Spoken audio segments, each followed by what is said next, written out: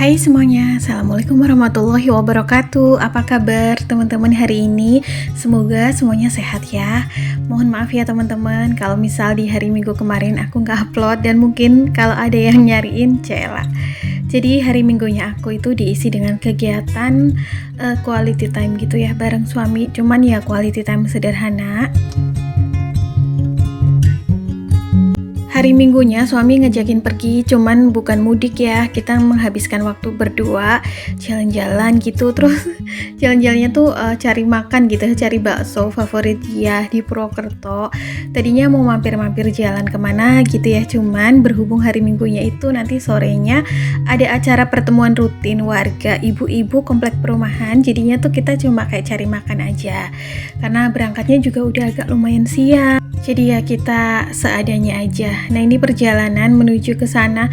Sebenarnya di daerah tempat tinggalku di Purbalingga juga banyak gitu ya pedagang bakso. Cuman tuh ini merupakan salah satu bakso favorit kita. Terus mumpung hari Minggu gitu ya, sekalian jalan, sekalian nanti jajan, beli cemilan. Ya kayak gini ya kalau misal cara menikmati waktu libur dengan sederhana. Memang nggak bisa yang liburan mewah sih, tapi ya kayak gini aja aku udah bahagia teman-teman.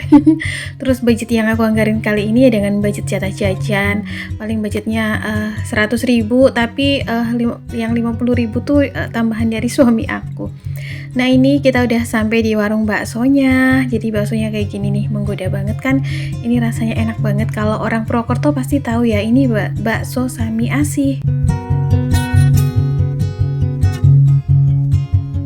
Oh ya teman-teman, gak berasa ya sebentar lagi mau pergantian tahun. Jadi apa aja nih persiapannya udah disiapin teman-teman semua untuk menyambut tahun baru dan pergantian tahun. Mudah-mudahan semuanya nanti lebih baik ya. Di sini aku akan membahas tema tentang persiapan diri menuju pergantian tahun. Mudah-mudahan ini bisa menjadi evaluasi dan juga persiapan diri kita menyambut tahun dan juga hari yang lebih baik, lembaran baru. Aku pun di sini sama belajar dari pengalaman yang sudah berlalu. Jadi di sini aku pengen banget bahas tentang mempersiapkan tahun baru, yaitu menyambut hidup baru di tahun yang lebih baik dengan meninggalkan 5 kebiasaan buruk ini. Jadi karena aku pengen hidup lebih baik gitu ya, jadi aku harus meninggalkan kebiasaan-kebiasaan buruk tersebut yang aku lakukan di tahun 2024 dan di tahun-tahun sebelumnya. Nah, kelima kebiasaan buruk tersebut apa aja sih? Dari yang pertama adalah kebiasaan hidup malas dan suka menunda pekerjaan. Mungkin ini adalah hal yang wajar bagi sebagian orang, bahkan sebagian besar orang, karena manusiawi aja ya, yang namanya semangat dan mood manusia itu kan berubah-ubah. Aku pun mengalami, tapi kalau kebiasaan ini terus-menerus dipelihara, dilakukan juga akan menimbulkan dampak yang kurang baik bagi kehidupan kita. Khususnya kalau aku di sini tuh kadang suka nunda-nunda pekerjaan dengan alasan nantilah mager nih, bentar lagi, tunggu 5 menit lagi, padahal dengan menunda tersebut malah pekerjaan kita itu semakin banyak dan waktu yang kita punya untuk melakukan pekerjaan tersebut semakin sempit ya. Di sini kita sebagai ibu rumah tangga pasti semuanya udah pada tahu bahwa kerjaannya tuh banyak banget, nggak hanya kerjaan rumah tangga. Kadang-kadang mungkin ada sebagian orang yang ingin mencoba hal baru yang bermanfaat untuk menambah value maupun menambah pengalaman dan juga penghasilan, tapi tuh kadang terganggu ataupun terkendala mager, malas.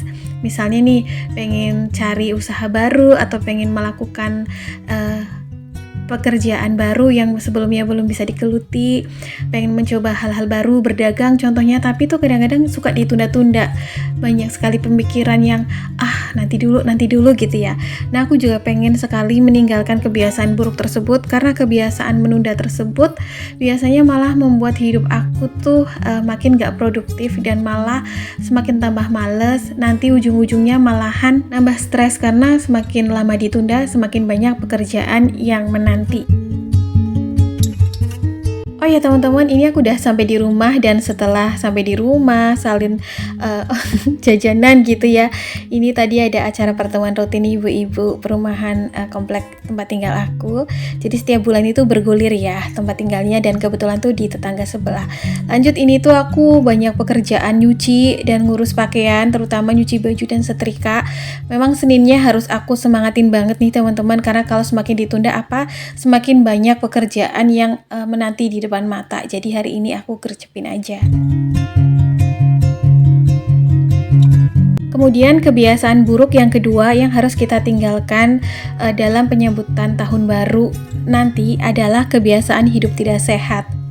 Untuk sebagian orang yang mungkin masih usia produktif, masih muda, kadang-kadang suka abai dengan kebiasaan hidup tidak sehat ini ya, kebiasaan hidup yang harusnya kita tinggalkan, karena memang kesehatan itu untuk zaman sekarang sebenarnya murah untuk dilakukan, tapi kalau sudah sakit gitu ya, itu akan menjadi mahal. Makanya tuh mulai dari sekarang, mumpung masih muda, harus digalangkan untuk sedikit demi sedikit meninggalkan kebiasaan hidup tidak sehat dan mulai untuk hidup sehat ya, dengan cara yang sederhana seperti pola makan yang seimbang, bergizi dan tepat waktu, istirahat yang cukup, serta jangan lupa berolahraga.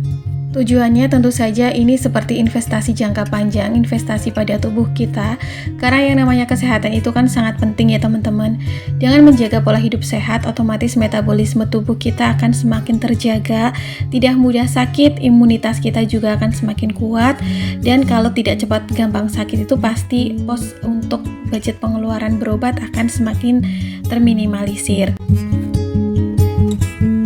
Kebiasaan hidup sehat ini otomatis juga banyak manfaat yang bisa kita terapkan ya.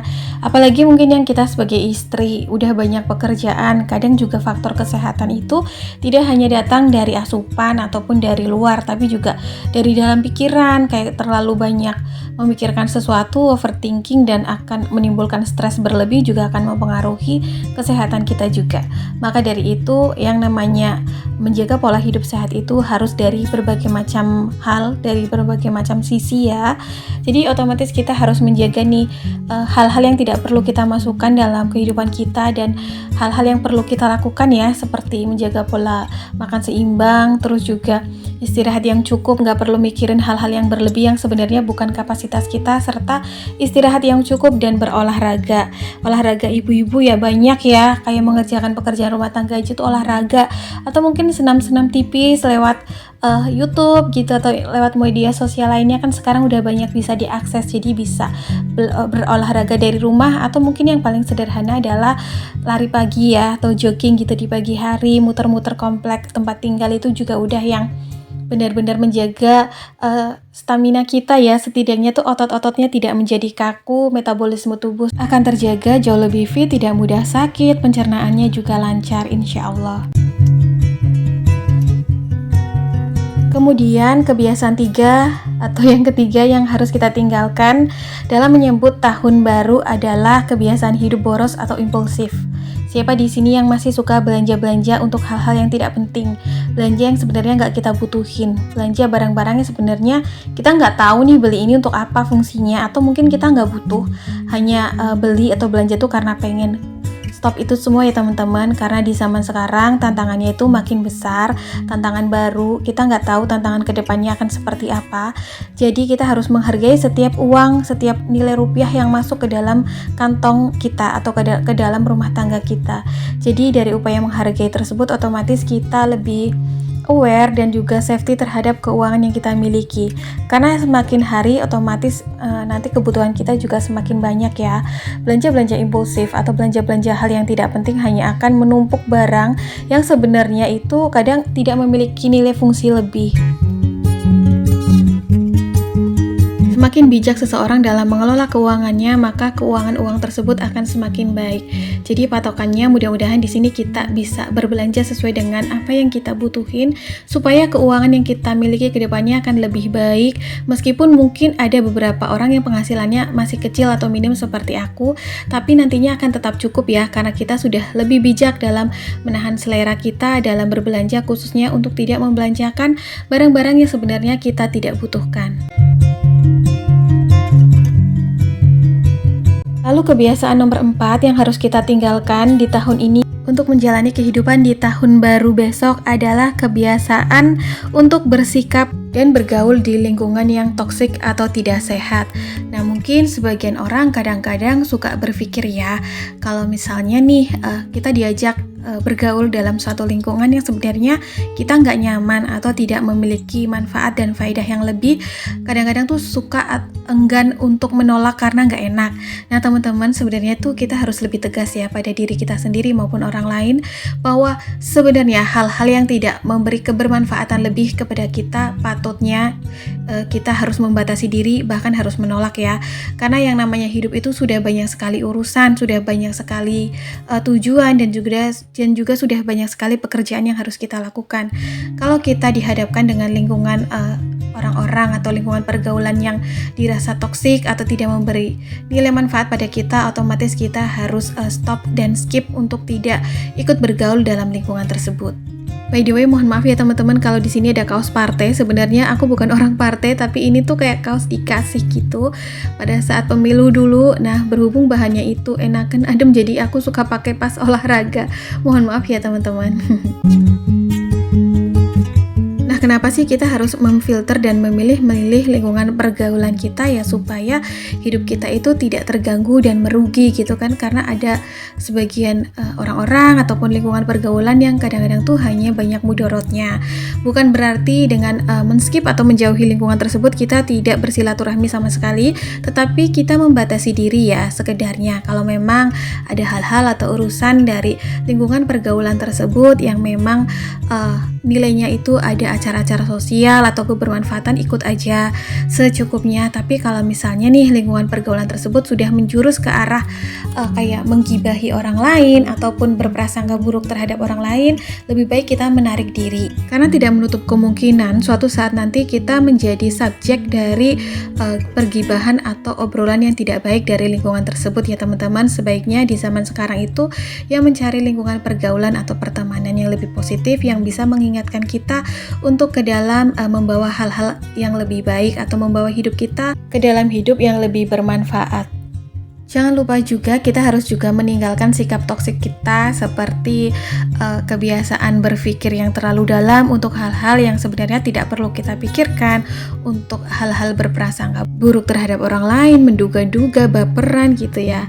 Nah, karena semua hal itu akan menimbulkan stres berlebih. Nah, kalau udah stres tuh biasanya larinya apa? Larinya ya ke hidup kita, jadi tidak bisa menikmati hidup gitu ya, tidak lebih bahagia. Jadi itu kita langkah baiknya berprasangka baik, tapi dengan secukupnya menjaga lingkungan pergaulan. Karena yang namanya sudah berumah tangga pasti kehidupannya itu bukan hanya tentang pergaulan ya, melainkan juga lebih fokus ke keluarga kita. Jadi mulai sekarang jadilah ibu rumah tangga yang lebih mindful atau lebih berkesadaran dengan mengedepankan hal-hal yang pokok yang penting saja, agar kita terhindar dari hal-hal yang kurang baik atau hal-hal yang toksik yang justru akan merugikan kehidupan kita di masa kini maupun masa mendatang. Lalu kebiasaan yang kelima yang harus kita tinggalkan di tahun ini untuk menyambut tahun baru dan kehidupan yang lebih baik adalah kebiasaan menumpuk barang yang tidak terpakai. Nah, siapa di sini yang masih ada atau masih menyimpan barang-barang yang sebenarnya gak kita butuhin di rumah? Jadi mulai tahun depan mudah-mudahan kita bisa meninggalkan itu semua ya. Kita bisa hidup dengan barang-barang yang kita butuhin aja. Tujuannya apa sih? Supaya hidup kita itu lebih ringan. Karena menumpuk barang-barang yang gak kita butuhin atau nggak kita pakai itu hanya akan menambah pekerjaan saja, karena setiap barang itu pasti butuh perawatan, terus juga butuh tempat penyimpanan. Nah, kalau kita menyimpan barang-barang yang sebenarnya nggak kita butuhin, sebenarnya kan itu hanya akan menambah ruangan yang kita miliki itu menjadi lebih sesak ya. Pandangan kita juga tidak lebih lega. Kalau kita ke depannya pengen nambah barang yang kita butuhin, juga nanti mikir lagi nih bakal disimpan di mana gitu ya. Padahal hidup kita tuh sebenarnya udah banyak sekali urusan, udah banyak sekali pemikiran gitu. Kalau ditambah lagi untuk memikirkan barang-barang yang gak kita pakai, justru kan malah menambah sumpek dan suntuk gitu ya. Kita tuh pengennya di rumah itu lega, lapang, karena mungkin kita udah berurusan dengan pekerjaan di luar atau hal-hal di luar sana. Pengennya itu rumahnya itu menjadi stress release yang bisa memberikan healing untuk diri kita sendiri, karena rumah adalah tempat yang kita habiskan dengan waktu yang lebih banyak, tempat untuk kita istirahat seyogyanya. Meskipun misalnya rumah yang kita miliki itu tempat tinggalnya kecil seperti aku, tapi bisa memberikan kelegaan. Dengan cara apa? Ya dengan cara kita hanya hidup dengan barang-barang yang kita butuhin aja. Lagian untuk apa sih menyimpan barang-barang yang gak kita butuhin di rumah? Toh nanti ujung-ujungnya malah jadi sarang debu aja ya. Nah, kebiasaan ini bisa mengacu pada hidup minimalis, yaitu dimana kita hidup dengan secukupnya barang yang kita butuhkan. Nanti lama-kelamaan ini juga berkaitan erat dengan cara berbelanja kita. Otomatis kita akan terhenti dari kebiasaan belanja impulsif saat kita bisa hidup dengan barang-barang kita butuhin aja. Karena dari hidup secukupnya, otomatis kita bisa berbelanja dengan bijak, tidak berlebih-lebihan, apalagi belanja-belanja untuk hal-hal yang tidak penting, yang tidak kita butuhkan. Dan dari kebiasaan baik ini, lama-kelamaan otomatis keuangan kita akan menjadi lebih hemat dan lebih terukur, karena kita sudah bisa mengendalikan setiap keinginan yang ada dan bisa membedakan antara kebutuhan dan keinginan. Jadi teman-teman, itu dia ulasannya ya, 5 kebiasaan buruk yang harus kita tinggalkan di tahun ini untuk menyambut tahun baru esok hari yang lebih baik, supaya kehidupan kita juga akan lebih baik insya Allah. Teman-teman, ini aku setrikanya udah selesai, jadi aku mau rapihin langsung, simpan langsung ke lemari, biar aku nggak punya pekerjaan lagi ya. Jadi setelah ini aku bisa nyantai-nyantai nih, bisa ngopi-ngopi.